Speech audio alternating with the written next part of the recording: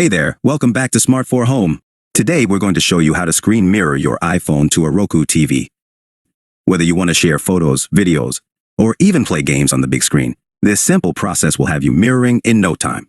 Let's dive in. First things first, make sure your iPhone and Roku TV are connected to the same Wi-Fi network. This is crucial for the screen mirroring to work seamlessly. Next, on your Roku TV, navigate to the Settings menu. Scroll down and select System. Now, on your iPhone, swipe down from the top right corner to open the control center. Depending on your iPhone model, the method might vary slightly. Back on your Roku TV, select Screen Mirroring. Your TV will now start searching for available devices. In the control center on your iPhone, tap on Screen Mirroring or AirPlay Mirroring. After a few moments, your iPhone should appear in the list of available devices on your Roku TV. Select your iPhone from the list.